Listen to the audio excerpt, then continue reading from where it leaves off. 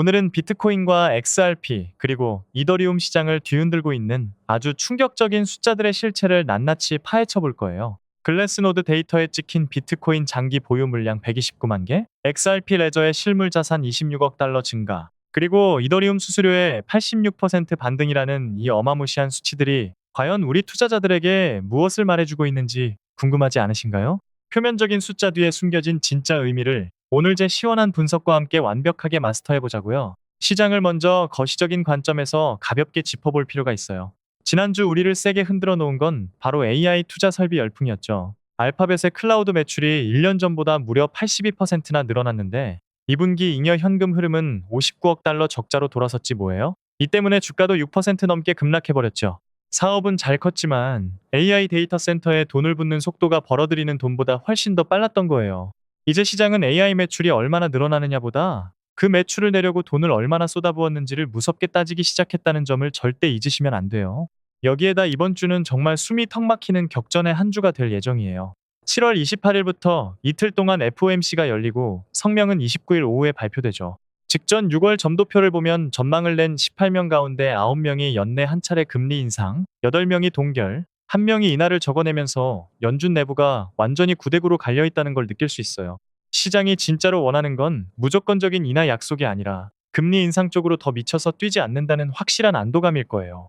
금리 발표가 끝나자마자 마이크로소프트와 메타, 애플과 아마존까지 빅테크들의 실적 폭탄이 계속 터져나와요. 연준이 매파적으로 기울어서 금리와 달러가 암호화폐를 짓누르고 AI 지출 과열로 기술 주발 위험 회피 심리가 다시 번지면 실적이 좋아도 주가가 와르르 무너지는 일이 몇 번 더 생길 수 있어요. 이런 무시무시한 일정들을 앞두고 비트코인은 지금 6만 4천 달러대 중반에서 거대한 이벤트를 기다리며 숨을 죽이고 있는 대기 구간에 갇혀 있답니다. 자, 그럼 우리를 설레게 만들었던 그 129만 개라는 숫자의 진짜 정체를 파헤쳐 볼까요?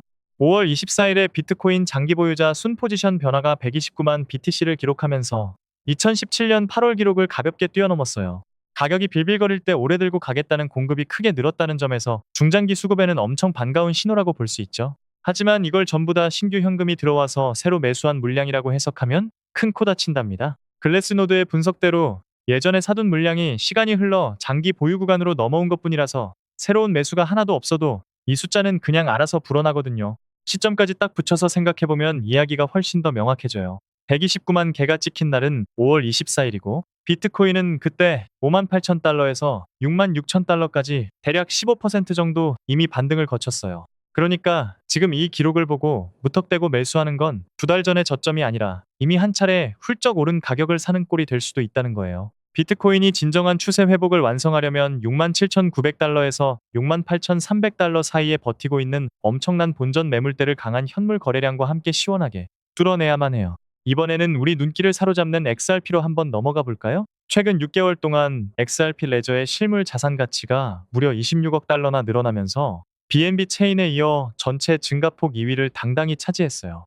연초 이후 전체 잔액은 거의 5배나 불어났으니 성장 속도만큼은 정말 세계 최상위권이라고 자랑할 만하죠. 하지만 여기서 우리가 냉정하게 짚어야 할 포인트가 있어요. 이 26억 달러는 XRP 레저로 갑자기 현금이 쏟아 들어온 것도 아니고 기관들이 XRP를 왕창 사들여서 생긴 돈도 아니랍니다. 장부에 기록된 기초자산의 평가 가치만 그만큼 커진 거라서 인프라 성과랑 실제 XRP 매수 수요는 완전히 별개로 봐야 한다는 거예요. 실제 데이터를 깊숙이 들여다보면 아쉬운 점이 확 느껴질 거예요. XRP 레저 대시보드를 보면 스테이블 코인 보유 주소는 6만 개를 넘어가는데 비스테이블 실물 자산 보유 주소는 고작 176개밖에 안 되거든요. 장부상 가치는 RWA가 43억 달러로 훨씬 더 커 보이지만 지난 30일 동안 실제로 움직인 전송 금액은 스테이블 코인이 무려 125배나 더 많았어요. 기관들이 기록과 대조정산을 처리할 장부로 XRP 레저를 선택했다는 거대한 증거이긴 하지만 XRP 가격 폭등으로 이어지려면 유통형 자산과 전송액이 폭발적으로 늘어나는 다음 단계가 꼭 필요해요.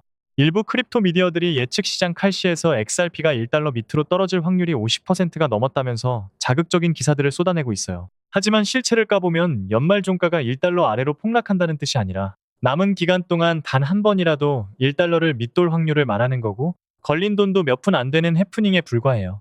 실제 시장의 힘겨루기는 중앙화 거래소 현물 시장에서는 매수세가 우세한 반면 바이낸스 무기한 선물 시장에서는 거대한 매도 주문이 맞붙으면서 치열한 충돌을 벌이고 있답니다. 여기에 업비트 주간 거래 금액도 51%나 뚝 떨어지고 김치 프리미엄이 아예 역프리미엄으로 돌아섰으니 지금은 매수와 매도 주체가 다 함께 잠시 숨을 고르는 지루한 눈치 보기 국면이에요. 마지막으로 이더리움 상황도 가볍게 살펴볼게요. 이더리움 네트워크 안에서는 수수료, 스마트 계약 배포, 스테이킹 거래소 잔액, 레버리지까지 무려 5가지 지표가 동시에 아주 예쁘게 개선되었어요. 특히 일주일 동안 우선 처리 수수료 중간값은 86%나 반등했고 스마트 컨트랙트 배포는 90일 평균보다 190% 폭증했죠. 하지만 출발점 자체가 워낙 바닥이었기 때문에 이건 엄청난 폭발적 성장이 아니라 극단적으로 얼어붙었던 활동성이 겨우겨우 숨통을 틔우는 첫 번째 반등 단계로 보는 게 딱 맞아요. 공급 쪽을 보면 이더리움 전체 물량의 33.69%가 스테이킹에 꽁꽁 묶이면서 사상 최고치를 시원하게 갈아치웠어요. 당장 내다팔 수 있는 물량이 그만큼 줄어들었다는 뜻이니까 가격 방어에는 당연히 든든한 우군이 되어주는 셈이죠. 제민이나 비트파이넥스 같은 주요 거래소들의 즉시 매도 가능한 잔액도 몇 달 동안 꾸준히 줄어들고 있어요. 다만 단기 유입량이 소폭 늘어나면서 1900달러 안착은 살짝 지연되고 있지만 매도 가능 공급 자체가 줄어들었다는 거대한 방향성은 우리에게 충분한 안도감을 준답니다. 자, 오늘 살펴본 비트코인의 68,000달러 저항선 돌파, XRP의 실무 인프라 전송 확대, 그리고 이더리움 수수료 반등은 아직 완성된 상승장이 아니라 서로 다른 국면에 놓인 미완성 회복 신호들이에요. 방향성을 예단하기는 어렵지만 다가올 FOMC 결과와 빅테크 실적 고비를 잘 넘기면 시장은 분명 비트코인과 XRP, 이더리움이라는 위대한 자산들이 다시 한번 폭발적인 상승 랠리를 펼칠 수 있도록 멋진 기회의 문을 활짝 열어줄 거예요.